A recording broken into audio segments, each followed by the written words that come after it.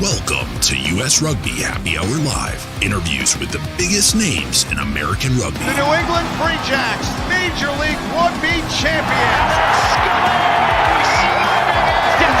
One-on-one to score. Here are your hosts, Phil Baker and that other guy. Hey, everybody. Welcome to the show. I'm just going to point both ways. That's John Fitzpatrick. Make sure I get it right. Thanks for coming in. Thanks for listening in for the show. Fitzy, how you doing? I'm doing great, Bill. How you doing tonight? I'm good, man. It's NHL hockey season. It's playoff season. I'm sorry. There's a rugby show tonight. Well, my Caps got swept out by the Rangers, so yeah. Yeah, my Bruins are doing all right. They're up. Well, it was 1-1 last I checked, but against Florida. Florida's one of the top teams in the league, so we'll see what happens. But that's hockey. We're going to talk about another sport in a minute. That's not on ice. Although when I played, I felt like it was on ice going down all the time. Yeah. There are. Like what? Some similarities. Sticks? There's no sticks. I don't know. They beat the crap out of each other for quite some time. True. And then, the handshake line at the end, I respect that in hockey. Well, hockey, they have like a minute and a half, 2-minute shifts. These guys, like our guest tonight, played 80-plus minutes a match. So I think hockey has nothing on rugby. Okay, so there's really not a lot similar between hockey and rugby. But exactly. Hey, one quick note. Fantasy rugby, you beat me. Congrats. Moving on. Although we both had horrible scores. We had horrible scores. We did. It was a low-scoring week across the board in Week 10, but some of my fellow members called me a fraud. So what? Wasn't me. I took offense to that, Bill. Was not you. Was not me. You beat me fair and square. I called them out for not doing their homework. All right, let's get to it. First of all, let's thank our sponsor. Tonight's sponsor for our show is QuickTap. QuickTap is the only sports video and analytics platform designed specifically for rugby. Check them out. QuickTap makes it easy to categorize video and collect stats as you watch film for coaches, players, and staff at all levels. And listeners, it's very affordable. You really need to check it out. With those stats and clips, QuickTap's video review and analytics capabilities help cut the wasted time from your off-field review so you can get straight to the insight you need to play better rugby or get a leg up on your opponents. Check out getquicktap.com and use the offer code Happy Hour, one word, Happy Hour, when signing up for a free trial, which will get you 10% off your annual subscription when you subscribe, and QuickTap will sweeten the deal by tracking your first match for you. QuickTap, the most powerful way to beat your opponents before ever setting foot on the pitch. One quick last note, listeners, please do us a favor. Like, follow, and subscribe this show, whether you're on YouTube or listening to the podcast replay. It really helps us out. Get more and more people listening to these shows. We love talking about the game, and I'm pretty sure you guys like listening to people talk about the game, including our guests, the players, and the people that really, really know what's going on. Fitzy and I, we act like we know everything, but we clearly do not, as you will find tonight doing our guests. We will get things wrong.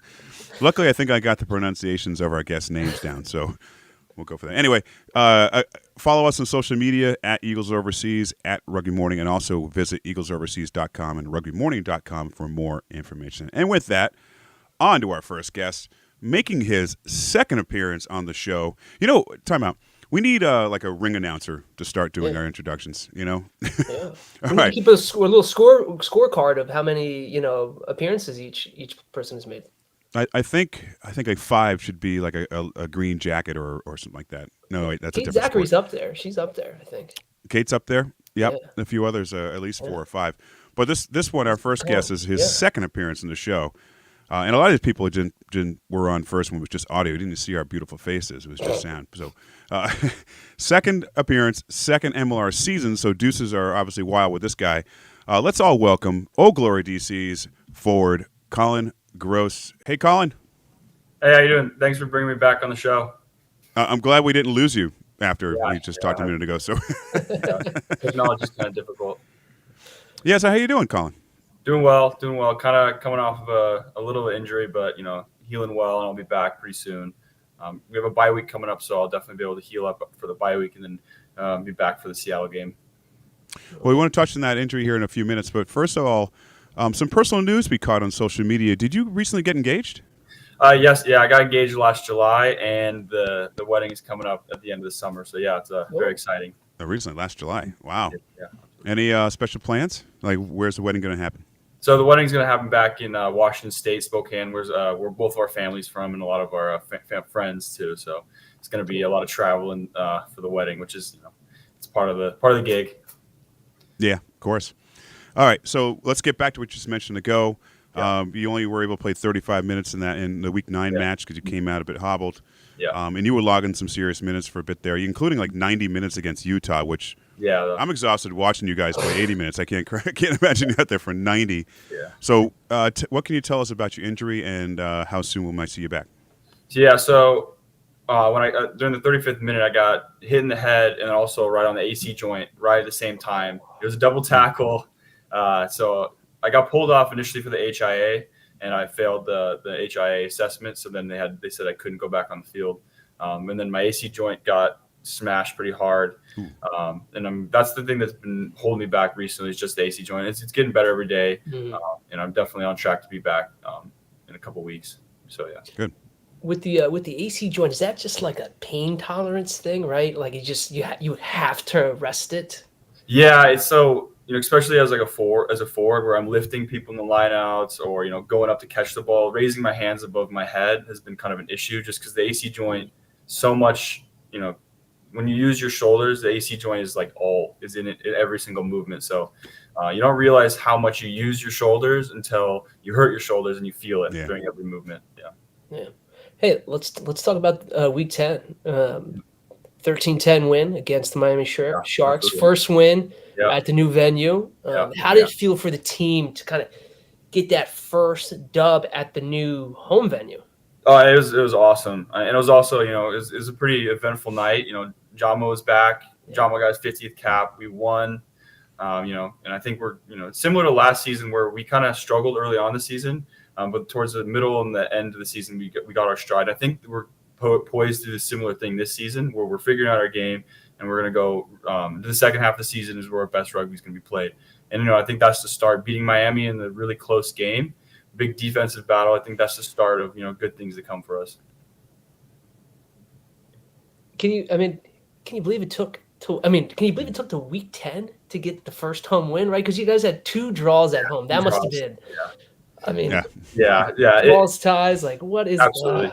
Yeah, absolutely. I mean, we've told ourselves, we're our own worst enemy. When we get it right and we nail our details, nail our roles, we're a very dangerous team. We got a very, as a forward, our forward pack is extremely talented. We have, 3 players in the EPS just in the forward group. It has been frustrating. Some of the especially the ties at home, those have been frustrating, but those games could go either way. We could be sitting here with 2 more wins and having like a winning season right now, but ties better than losing. It doesn't feel as good as winning, but it's better than nothing. And I noticed, guys, the Maryland Soccerplex. Fitz, you've been to some games. You may know this also, but it seems windy there. Is that just? Lineouts must be fun. Oh yeah, they're great. Yeah, our hookers love the wind. But yeah, every single game has been windy there. And then obviously the Miami game was rainy, but it's something that you got to plan for and you got to have a game plan for. And when you have the wind, you have to take advantage of the field position. And when you don't have the wind, you got to play very good defense and just not make very many mistakes. And that's something that we've kind of we've realized early on playing in the Soccerplex. And you mentioned first home win in that stadium against Miami. Obviously, your record is you want a better record. Obviously, at this point. But if you were to grade the team's performance, what would you give? Oh, that's a good question. That's a loaded question. You're putting me on the spot here. We'll grade on a curve here. We'll grade on a curve. Yeah, we'll grade on a curve. Yeah. I think overall we've been doing our roles really well. If you look at a lot of the games, none of them have been absolute blowouts. Our losses, none of them have been real blowouts where you're like the other team was definitely better than us. And in a lot of cases with our losses, we have been, we either tied or outscored our teams in the second half. So we are still, putting pressure on, using our skills and playing the rugby the style of rugby that we have. But I'd say if I were to grade us through the first half of the season, I'd give us a flat B. I think that we definitely could be better, and we're definitely striving to get to that A plus. Yeah, You just need to play. You just need to play in New England a little more because it's never an easy game for New England. Of course, you guys beat them earlier. Yeah, you'd see it exactly. When we play right, we can beat the best in the league. Yeah. Well, Collin, I think it's a fair assessment, and I'd say you guys weathered the storm, if you will, of losing Jamma for 5 weeks, to the suspension. I'm not going to comment on that, BS. But what did that stretch say about your team in the fact that pivotal player injuries are going to happen, suspensions are going to happen, you're going to lose players.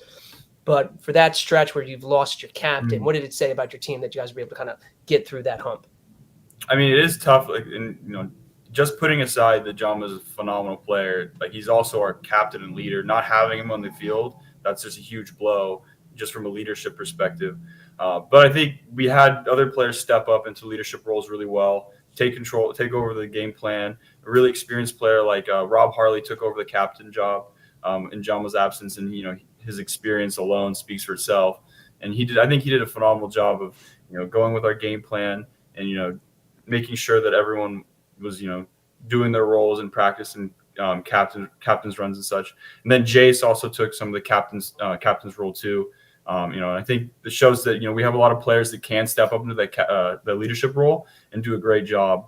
But having Jama back and having his ball carrying ability and just he's a weapon on the field. So I think that is another piece of the puzzle that will get us to that A plus range. Hold on real quick. Wait. Jama. Just full disclosure here, he's one of the people we also invited on the show. We invited you first, so you were not a backup plan. Yeah, appreciate it. But apparently he does things on Wednesday night with youth organizations, and he couldn't make it. But when I told him I already had you booked, he said he called you a legend. So there you go. Nice. I'm glad you brought up Rob Harley, and I giggled there a little bit when you said that because the most recent match I was at was the Houston SaberCats game, and Rob has a very distinct voice, loud voice, being Scottish there. Big Scottish. Does he yell before every scrum? Yeah. Is that like his thing? Yeah, he's got that deep, booming Scottish voice, and he's not afraid to just let it out. We'll be in the gym sometimes. We'll do like a power day, and we'll do like high pulls. He puts on probably the most weight in the gym. Gets that high pull, lets the weight slam, and then he just lets it out like big booming warrior yell. Yeah. He's a guy at the gyms that they kick out for making too much noise for lifting in the corner, right? Absolutely. Yeah. Collin, talk about, you mentioned ties earlier. Fitz, you did too. Ties are okay, right? I mean, it's not a loss. It's not a win. I mean, I believe there are points involved. Yep. Is it common? I mean, ties don't see common in this league. Have you been involved in ties many before, maybe with Army? So actually, that I've had since being in the league, that I've had been part of 3 ties. So last season we tied Toronto, then this season we tied LA and Chicago. So probably up there, probably the most ties in the league as our team. But it's I don't think I ever had any when I was in college, but it's a weird feeling because you can't say that we're better than them. You can't say that they were better than us. But I mean, you can say, so that you just got to analyze it. Like, where could we have been better? What could we have done in certain parts of the game to, flip it to one side or the other? Because, I mean, in some of those games, it could go either way. And we could be sitting here with, 5 or 6 wins or 2 more losses. So it's not, it's better than losing, but barely better than losing. You mentioned Chicago, big match against Chicago on the road. What did they've been putting on the points the last 3 or 4 weeks. They did have back-to-back 50-point stretches. I'm not trying to knock the teams they played, but it was against RFCLA and it was against Anthem. They did beat New England at their place last weekend. They did lose Luke Hardy to HIA. But I mean, from what you guys have been seeing and studying, what does Chicago do really well? They play a similar game that we do. They're very forward dominated team. They like to maul a lot. They have a really good forward pack just like us. So I think we match pretty well with them in that sense. And throughout the field, like we're a field position team, they're a field position team. So I think we match really well with them. Last time when we did tie them, that was the game that Jama went out with the red card, and it was a tough loss, but we still ended up tying them. So I think we do match up well with them, and I think it's going to be a very hard-hitting game because neither team wants to tie again, to be honest with you. Bill, real quick follow-up question. Collin, you mentioned, right, DC, another bye pretty quickly, right? You just had a bye a couple of weeks ago. Yeah. And then you come back and face Seattle. What is that, week 13? In Seattle, yeah. In Seattle, too. I imagine you might have some family members trying to. I do have a lot of family members going. Does the approach change, right? Because you got a big in-conference game, and then you have a bye, and then you have a tough road challenge against one of the top teams in the Western Conference. Do you approach this game a little bit differently, knowing that there's a bye the next week? I mean, I think what Coach Grosse does really well is he takes every game very similar. There's no even when we're playing teams that we know we can beat, we take it very seriously, and every game we expect to win, and we put our best foot forward to win the game. And I think that's a good way of going about it, because you cannot count any of these teams out in the league, especially any team. Even Anthem's been playing extremely well. You saw them play Seattle last weekend, and it was a really close game. Any team can play well in this league. So I think Simon does a really good job of coming into every week, respecting the team but not fearing them. Yeah. Hey, do you speak about the competitiveness of this league? Yeah. Second year in the league yourself. Yep. Is it easier for you? Is that a silly question? No, definitely not. This season, I think it gets hard. I think it gets harder because you realize what kind of preparation it takes to succeed in the league. As a college kid coming into the league, I'm like, okay, I don't expect to play very much. What exactly do I need to be prepared in this league? Do I need to be bigger? Do I need to be faster? And the answer is all of the above. You need everything. You need to be better in everything to succeed in this league. And I think that it gets harder if you want to be better. So, yeah. And for you, positionally on the field, yep. You're versatile, lock, a flanker, even number 8 if you wanted to at times. Is there a preferred position? Yeah, so I definitely like playing back row. Whichever one that is, so be it. But yeah, I played 90% of the season last year at lock, and I was grateful for it because minutes can become hard to come by for rookies in this league. And but back row is my preferred position, and that is what Coach Lawrence wants me to play. To play more this season. Good. In depth. There's only usually you tell any youth kid or whatever, if a coach tells you to play somewhere, you do it. But in rugby, there's only one position I said I would never play, and that's prop. So, and actually the entire front row. So 3 positions. Yes. No way. So what? Before you jump in, Fitzy. So Sam Gola beat you out last year for Rookie of the Year. Yeah. Are you still mad, and are you seeking revenge? No, I'm definitely not mad. He's such a good dude. I met him and got to hang out with him when we were in camp for the first week last summer, and he's a solid dude, and he's a phenomenal player. He is he's just a great player, and he played phenomenally well last season, and up until his not playing this season, he's been playing phenomenally. So I'm absolutely not angry, and would never take it out on him. Come on, give us something we can use in the tease. Sometimes it's bad stuff also gets noticed. So come on, no. Well, Collin, you mentioned USA Rugby. I think the last time you were on our show, I think you were just named to the 53-man traveling roster last year. But did you have an injury at that time or something? Yeah. You didn't quite participate? So I got invited to camp, and then at the very end of the first week of camp, I got tackled awkwardly and my knee kind of buckled. So the trainers came over and said, "Hey, your knee looked awkward when you got in that tackle. So we're going to get you MRI. And then, so I got the MRI, came back, and I tore my meniscus on my left knee lateral side. And usually, sometimes with a meniscus, you can play on it, or you could, tape it up really well. But the way that it was torn was that it could tear worse and flip on itself, and then mess and cause future damage to my other ligaments. So I had to, unfortunately, leave camp, go home and get surgery, and then recover for 3 months. So it was just worst timing of all time. And, I was gutted, obviously, because, first experience in that environment with the national team, and at the very end of the first week, just gone, So it was really unfortunate.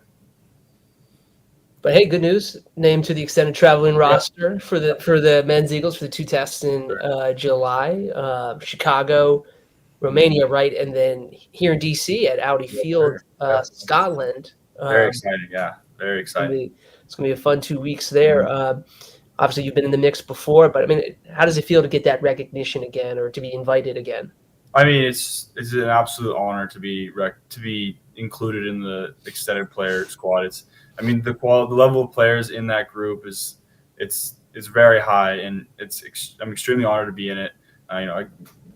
Being on Old Glory, we have a pretty big group of USA cap players, and seeing them every day and seeing like the level of play that they have, and you're just trying to strive to get to that level. But it's definitely an honor, and it's hopefully I can get capped this summer and make the most of it. And with conversations with USA Rugby, Collin, with the staff, Scott Lawrence, et cetera, are there parts of your game that they want you to work on specifically, to maybe help you get that first senior cap? Yeah. So, talking to some of the coaches, some of the things that they like about my style of play is attacking the breakdown defensively. They want somebody, or they want back rowers to slow the ball down on defense, and that's something they want me to emphasize a lot, because they see that in my game as a strong suit, and they want me to get better at it so that I can take it to that next international level.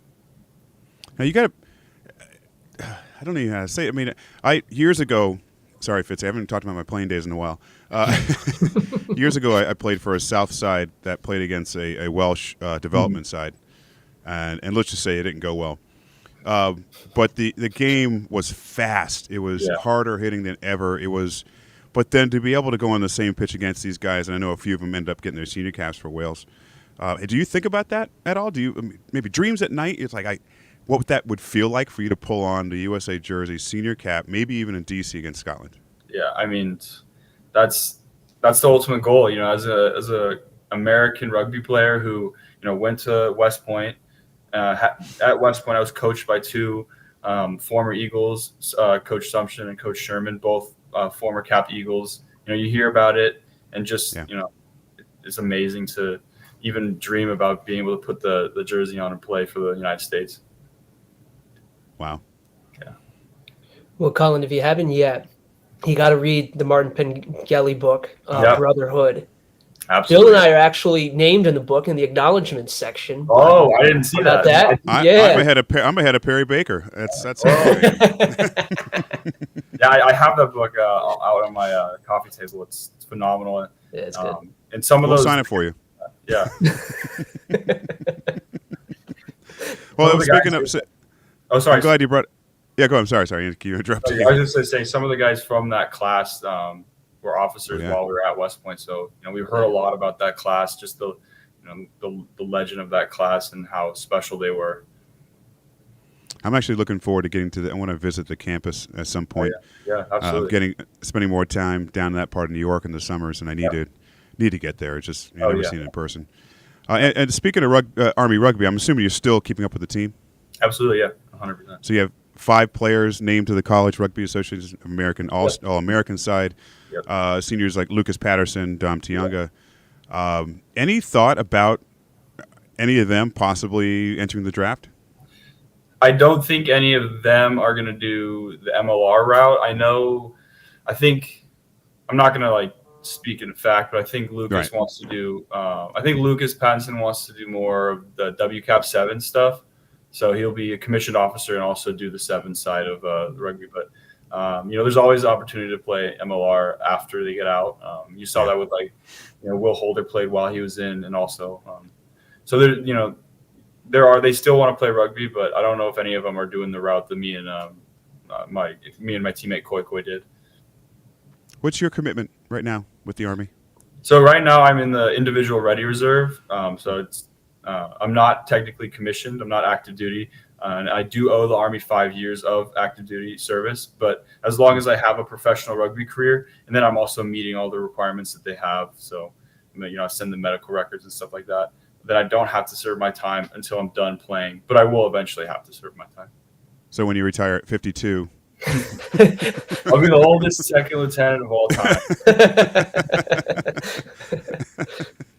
You mentioned Koi Nelligan, right? Yep. College teammate.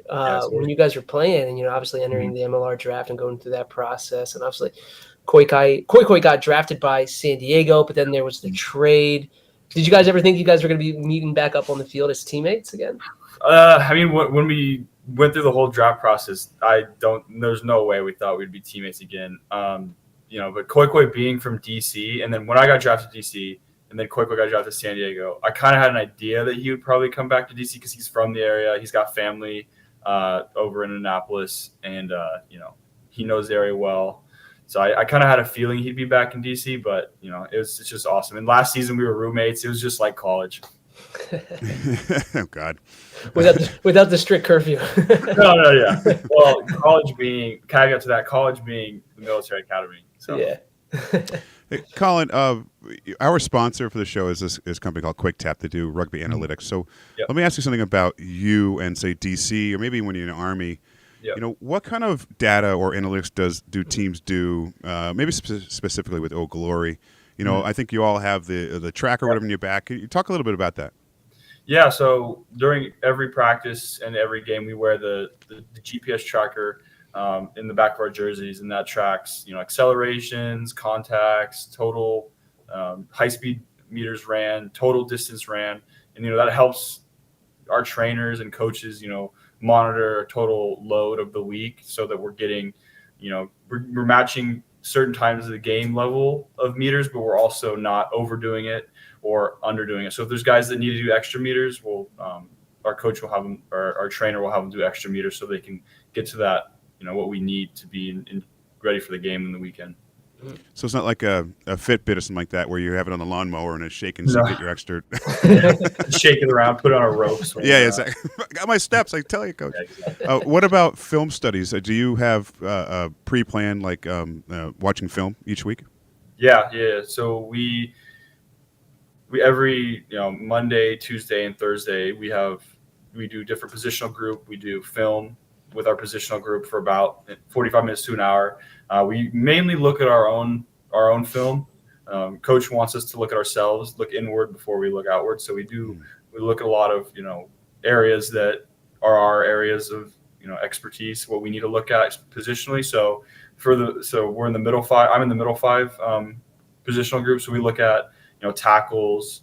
What is our quality of tackles? You will get 2 in the tackle and such. And also edge on the edge. Are we doing the right thing? Are we supporting rucks well? That's what we do with the film side of things. All right, Collin, that's great. I think Fitzy and I are going to do film after this show's over. Yeah.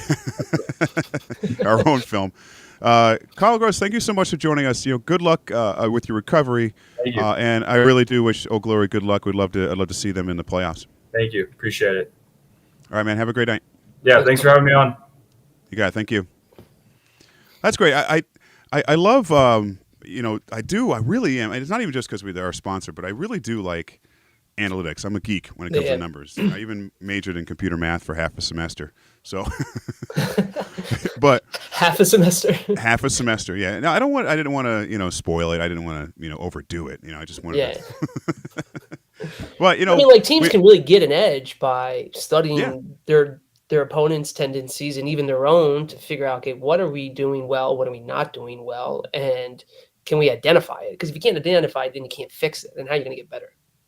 Right. And that's individual players as well. They get to see themselves in plays. I'm stronger off the right side, off the loose side of the pack or whatever else. So It's great. Or even like hookers can see, okay, in this part of the game, I'm better at lineouts, short lineouts, et cetera, et cetera. But data is huge. Analytics is huge. And we mentioned earlier about our sponsor, QuickTap. And, we bring it up for multiple reasons. Again, I'm a geek about this stuff, so I love talking about the numbers. But we're really pumped to have QuickTap on our side as a sponsor for that. I can't talk. I can't say words. Is there analytics for that? How to speak better? But anyway, QuickTap's with us. You got to check them out. Again, it's the only sports video and analytics platform designed specifically for rugby, for people like us, coaches, players, staff, and all levels. Again, it's wicked, as we say in the Boston area. It's wicked affordable. So check them out. Check out getquicktap.com and use the offer code Happy Hour. That's one word, Happy Hour, when signing up for a free trial, which will get you 10% off your annual subscription. And QuickTap will sweeten the deal by tracking your first match for you. QuickTap is the most powerful way to beat your opponents before ever setting foot on the pitch. All right, let's get on to our next guest. What do you think, Fitzy? Let's do it. This guy, the last one was only on twice. This guy's been on 3. This is his third time on the show, I believe, if I did my math right. I think you're right. Again, I talked about math. Okay. Let's welcome back to the show and back to Major League Rugby, Seattle Seawolves, Collin Mooneyham. Hey, Collin. Can you hear us okay? Can you hear? All right. Can we hear you okay? There you go. Hey, yeah. How's it going, guys? Well, good. I'm trying to find my mouth. Yeah, I'm doing good. Again, we were going to do sign language maybe to get it done. Yeah. Oh, Bill, Connor, I dig that's the old school Raiders logo, right? Oh, yes. Heck yeah. Yeah. Those are my boys. Okay. Oh, hold on. I got to do a quick wardrobe change for this half of the interview. Stand up. All right, there we go. Oh, there it is. I would have worn an Old Glory shirt earlier, but I don't have one. If only I knew someone that lived down there that can send me a shirt. I mean, I'm wearing a Colorado Rockies T-shirt, so there's that. I've never seen that Seattle Seawolves shirt before. I've never So seen this is before your time. The Yeah. very first MLR game I went to, New England's first year in Seattle, before they ever played a home match here in New England, I went out there. It was the week before COVID shut everything down, and had a great time. I fell in love with the atmosphere there in Seattle because, as you know, they do a great job with home game, in-game entertainment. The fans are really into it. I was going to talk about this later, but that's got to be fun to play in front of, Connor. Oh, 100%. Yeah, you feel like the fans are kind of like on the field with you almost. Because it's so close. And now they have those VIP seats that are like literally on the field. And you can hear those fans, like, especially playing at wing, like the fans are literally on the field with you. It's cool. No one's like, Connor, do better. Yeah, mostly words of encouragement. 14, you suck. Well, hopefully they know your name at least. Come on. Yeah. Speaking of on the field, okay, I want to congratulate you on the coffee cup win, okay?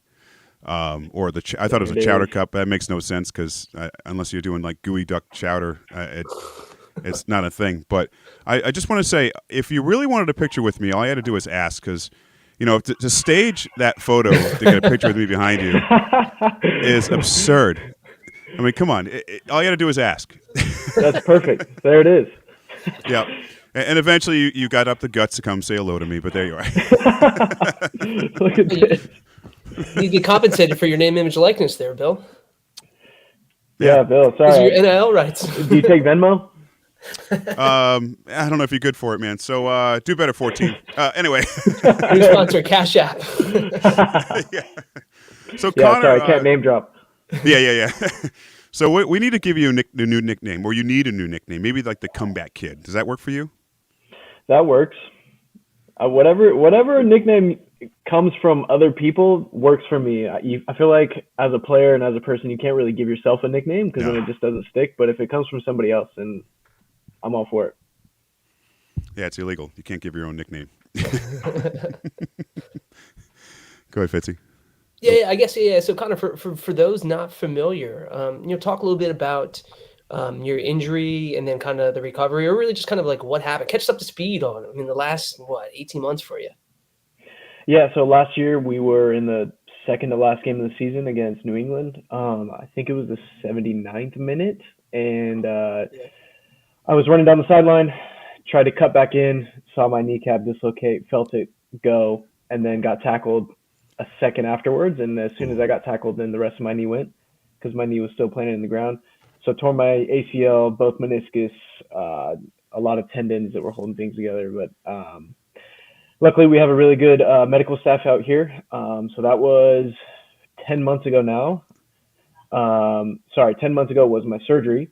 But the medical staff, Dr. Hodaks, the PT staff at SPT, we got Giannis, Mike, all the people over there have been taking really good care of me.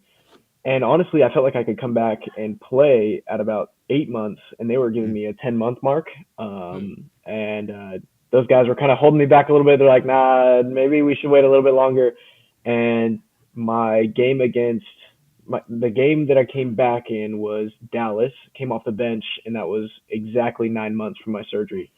Wow. But my ACL feels good. The knee feels great. I got most of my speed back. And so, yeah, things are going good. I was going to say, I think in that Dallas game, Connor, I think you got in right away and like the ball came out to you quickly. And I think you ripped off like a 20-meter run. I was like, oh, Connor's back. I wouldn't say a 20-meter run, maybe like a 5-meter run. But I was definitely skipping around. I was doing some. As the legend grows, as it gets older, it would be 5, it would be 20, stories. And then you almost hit the house. Yeah. Connor, the month before that Free Jazz Seattle game we was talking about with this, I ruptured my ACL, completely gone. And then COVID hit, so I couldn't get the surgery right away. So I had to almost wait 2 years. My surgeon says to me, he says he knows a lot of marathon runners that don't have an ACL. I'm like going, do I look like a marathon runner? I need to go left and right. I need to jump over things. Bring those photos back up. Yeah, exactly. So, the funny thing about recovery for me, Connor, is like I loved it because it just you feel like you're getting stronger. You know, you're at least I was the one sweating in the room with other people doing whatever else. And did you? Obviously, it was hard for you. You know, can you talk about that recovery? How the actually was involved with the recovery. I know a little bit, but what was involved for you? Well, I was pretty pumped about the summer in Seattle because of how the weather was going. And then when I tore my ACL, I couldn't walk around outside and do the things that I wanted to. So I was kind of bummed about being inside. But I was working with Giannis 5 days a week, sitting on that table. There were times that I'd come in and I wanted to punch him in the face because he was literally doing things to my knee that I would not have done to myself. But it made me better for it. And we actually have had 2 more ACL tears on our team since then. Ooh. In Mason Peterson and Charles Elton last week, actually, against Anthem. And so it's kind of, I guess it's not good that I tore my ACL, but it is good that they have something to look at and like, hey, we do have a good athletic team that will get me back on the pitch in the right amount of time and kind of an example to look towards. And I'm happy to kind of talk to those guys about how my process went and how good our team is out here. Nice. Yeah, I guess kind of, let's talk about that moment when you ran back out on the field there in week 6 against Dallas. I guess since week 17 of 2022, just what was going through your mind, trying to stay focused, or what was swirling through your head when you stepped on the pitch? Yeah, I was to be honest, I was kind of tweaking out a little bit. I was just like shaking, getting on the field, like, it's about that time again. It felt like my first game again, honestly. Mm-hmm. And like just to hear the fans, like, calling my name and cheering so much when I got on the field again was something, it almost like brought me to tears because I was already like so amped up from the game that like, I was just like, just give me the ball, please, let me do something. But no, it's an awesome feeling. And you almost forget as a player how that feeling is when you're off the field for so long because you're kind of in a rut almost a little bit because you're just missing the sport so much and you know that you're not back to capacity yet. But knowing that I was at 100%, that I am at 100% and able to give my all for the team, it was just an awesome feeling. Well, it's an awesome feeling for people that are listening in.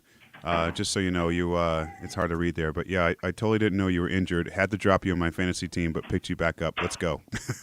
Let's go. So don't let them down. All right, they're counting on you. There's probably no money involved, but they're counting on you. Speaking of minutes, your minutes have been increasing.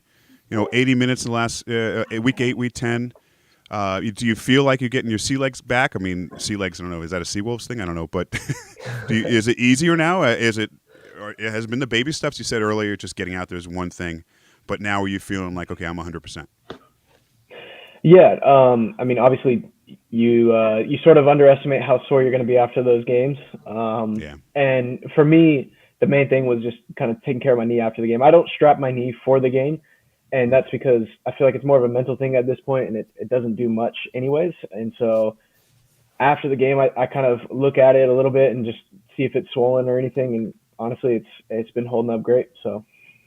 And it's a confidence thing, too. I mean, for me, at least, for the little things I did, it was confidence to not wear that brace, to do the things, the turns, everything else you wanted to do. So confidence is a huge thing.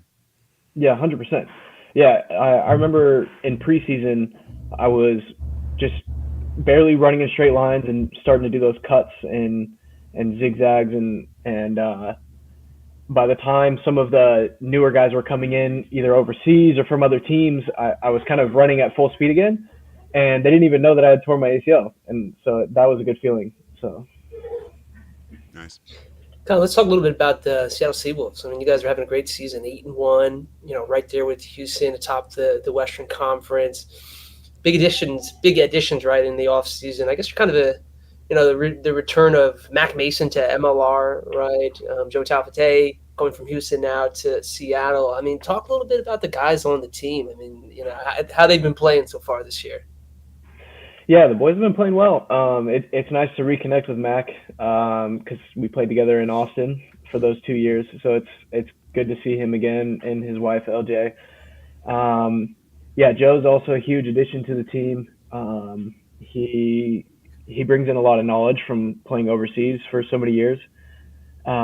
We did take a big hit in losing Pete Malcolm early in the season as he decided to retire. So we did take a big hit in the hooker position, but Joe has stepped up big time, and same with Daquan Perry. As you saw last week, he balled out. He got forward of the match last week as well.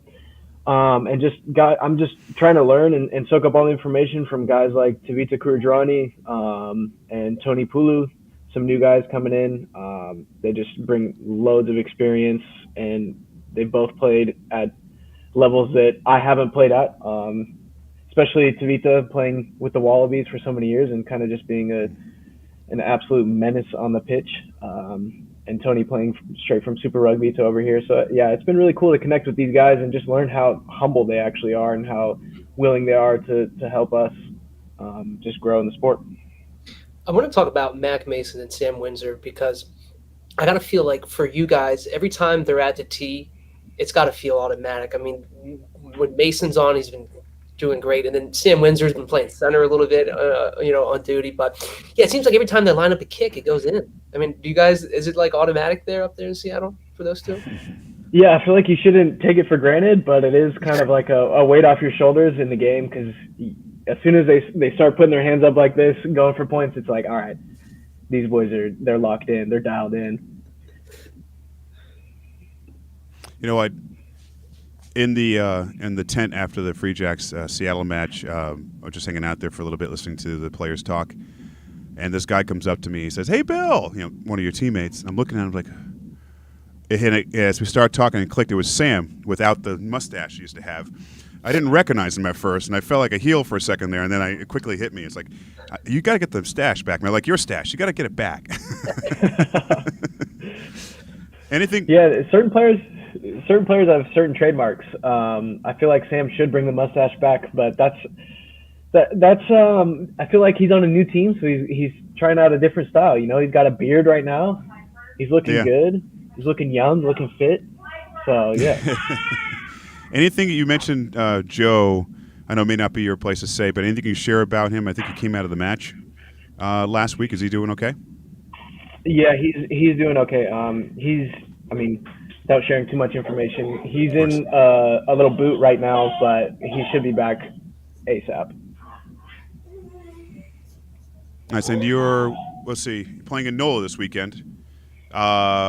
Easy, not an easy game. Like we said earlier, at least with Collin, there's so many good teams in this league. Even, Miami's doing well. Anthem has been competitive against you guys as well.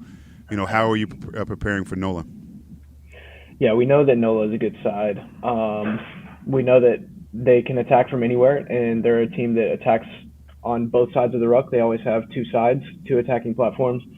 And like you said, every team in this league can beat anyone. I feel like Anthem gave us a good wake-up call this past week, and they also played some of their best rugby that they played all year. But those boys can hit, and they can play. And so I feel like NOLA is not a team to underestimate, especially down there at home when it's muggy in the middle of May. It's definitely going to be a little slugfest. Yeah, I mean, you could potentially line it up against Simone International, Ed Fido down there. I mean, when that guy gets going, he is not easy to tackle. He definitely plays with a little aggression, which I think you definitely need in the sport. But I got a different question. Kind of, I always wanted to know, just particularly like a city like New Orleans, right? Like New Orleans is a great town, great food, great entertainment. There's a lot going on down there. How much time do you guys have after like a game, if you wanted to be like stay and enjoy the city you're traveling, or do you have to like get back on a plane right away and go home? Yeah, usually we have a day to kind of, or at least that night, and then we travel the next day. But this week's a little bit different. We're coming back straight after the game. Same with Boston. We came back straight after the game. And for different reasons, after Boston, we had our bye week, and after NOLA, we have Mother's Day. So, and a lot of our boys have families. Actually, that's something that those Anthem guys were talking about after the game, little team function. They're like, wow, you have a lot of kids running around, and myself included, and a lot of wives, because they're such a young team, so they don't have very many kids. And then they look at our team, and they're like, man, your average age is like 30, and then you all have kids. Like, it is good though. It's awesome. Like, keeps us on our toes, and it keeps a cool family atmosphere. And you know, the wives can get together, and all the kids can get together and play. So it's cool. Is there one of your teammates that's that guy, if you used to the night and the family's at home, whatever, is there one teammate that you're like, okay, I'm glad we're not staying the night here because we can get in trouble with this guy? Oh, man, you want some dirty I want some dirt. Let's go. Oh, man. Okay, how about the funnest guy? How about that? Let's just say there's a lot of guys that have settled down since they've had their families come into town and their kids wanting a little bit more attention. You can kind of do some digging on that and whose families came in a little bit later, or where, you know. Google here. But no, all the boys are good, and they're good fun. Yeah. So. All right, let's jump forward, Connor. Connor, I almost said Collin. Anyway, let's talk USA Rugby for a second. You're getting your second crack at it. Obviously, it wasn't your time the last time because of injury, everything else. It's got to feel good to be listed in the latest, 53. Yeah, it's kind of like deja vu. I think this is like my third time being listed on it, actually. My rookie year, I got concussed the day before we were meant to fly out to Europe.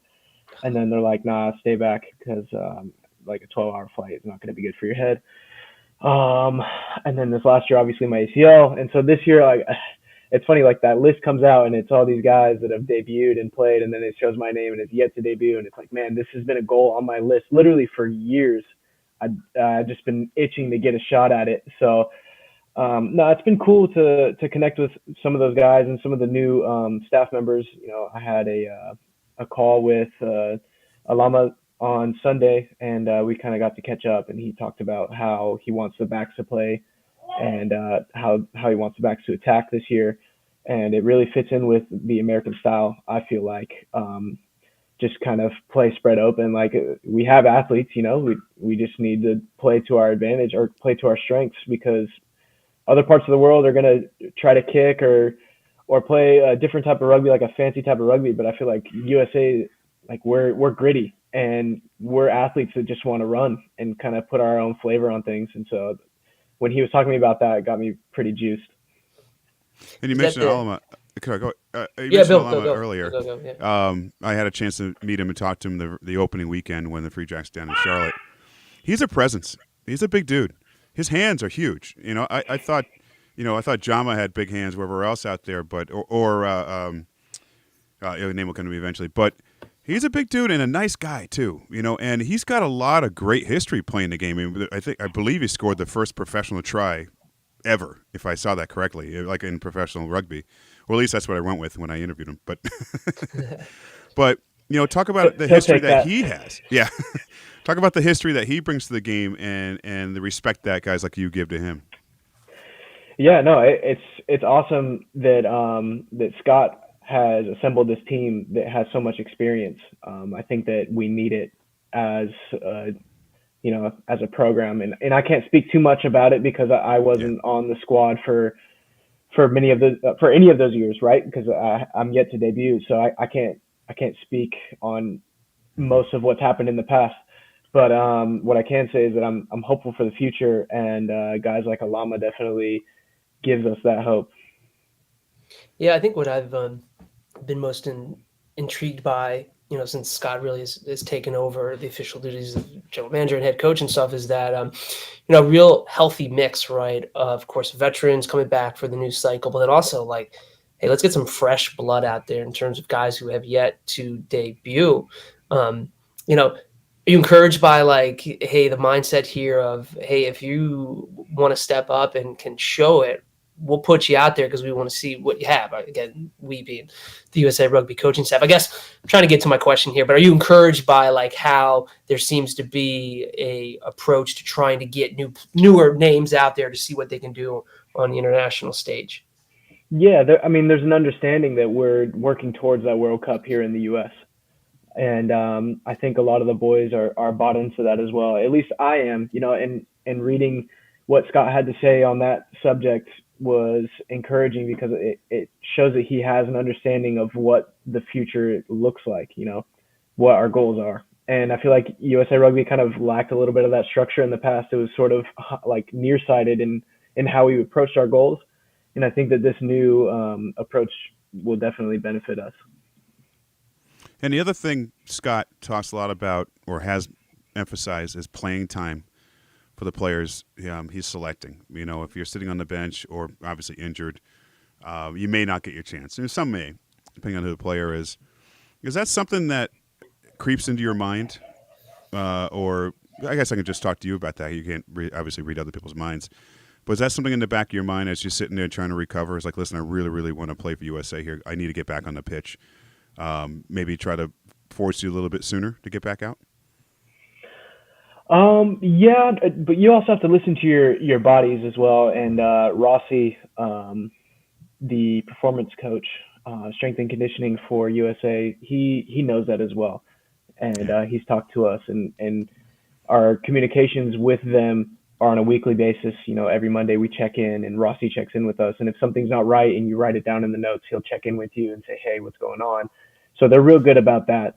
As much as the boys do want to and need to play to get recognized and to get seen, it is important to take care of your body during that process. Let me toss up a question from our listeners. I mentioned earlier about the post-match when you were playing against New England in the tent. Pretty low-key. Obviously, the players had a beer or two and dinner. But this one wants to know a little bit more about the socials afterwards because, if you go back to, say, college, obviously socials are a lot different, or even at the club level, it's a lot more involved. So maybe paint a picture about the average post-match gathering between teams. Yeah, so every team has a different post-match. For us, we play at Starfire, and so there's like an attached restaurant up at the top. So you'll play the game, you'll walk over to that building, everybody will take a shower, and then we'll come up and they'll have beers and pizza ready for you at the top. So that's a pretty cool aftermatch. I think that Chicago takes the cake though. I think that they know how to do it well. Down there at SeaGeek Stadium, they have like a VIP box kind of, and then it's almost like catering level food. It is awesome. And it's like they have a bar. It's like a moody little vibe in there. I don't know how to describe it, but they're doing it well over there. There's other after matches that also incorporate a bunch of the fans that are able to come over and say hi to the players, which is really cool. So no shooting the boot, no Zulu warrior. That's you save that stuff for the locker room, but once you're in front of the fans and in front of the other team, everything is a little bit more cordial. It's not like you're just hanging out at club rugby, just shooting the boot and then doing little boat races after the game. It's not going to be like that. Well, Connor, it's funny you mentioned that because can't take anything for granted, right? But Seattle's playing well, 8-1 right now. We've heard past criticisms of the MLR trophy, right? It's a shield, right? And, it's kind of hard to celebrate with a big shield. You look at the Stanley Cup, it's a big giant cup. You can pour things into it that you can enjoy.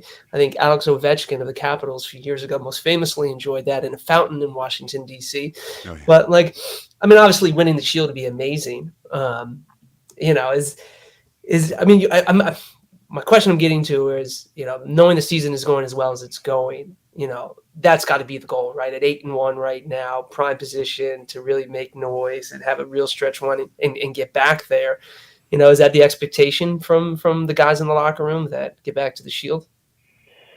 Yeah, definitely.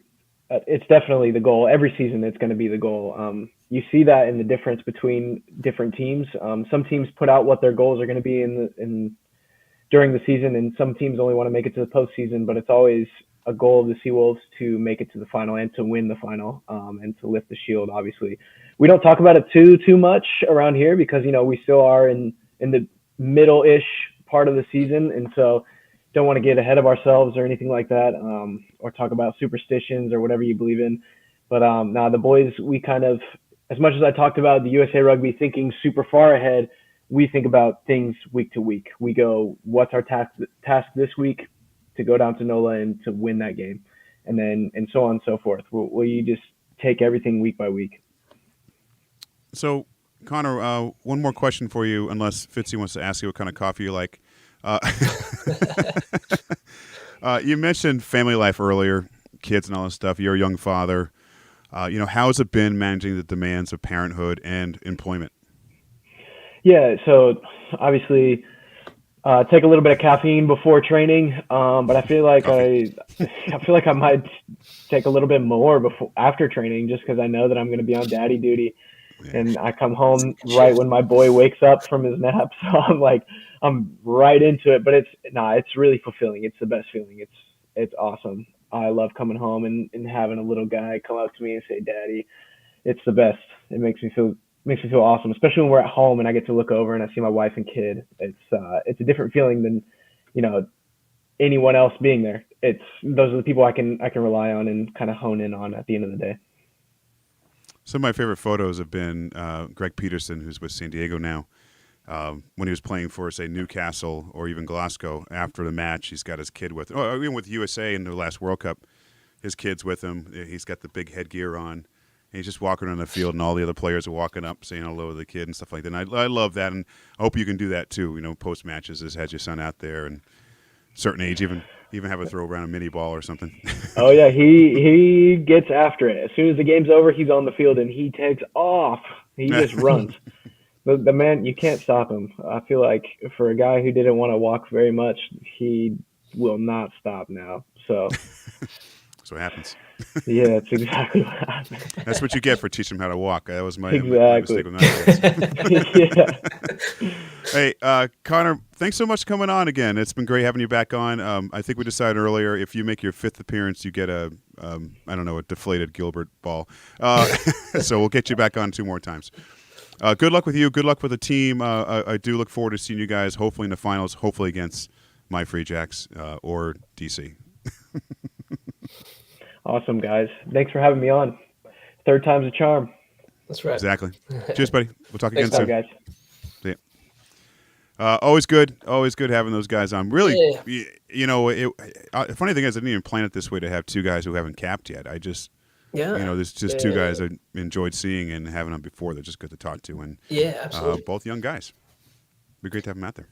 Hey, man, July's right there, and they're itching for it. You could tell in their answers, man. They would be pumped to make that match day 23. And oh, yeah. let's hope so, man. 2 shots there, Romania and Scotland. Let's get it done.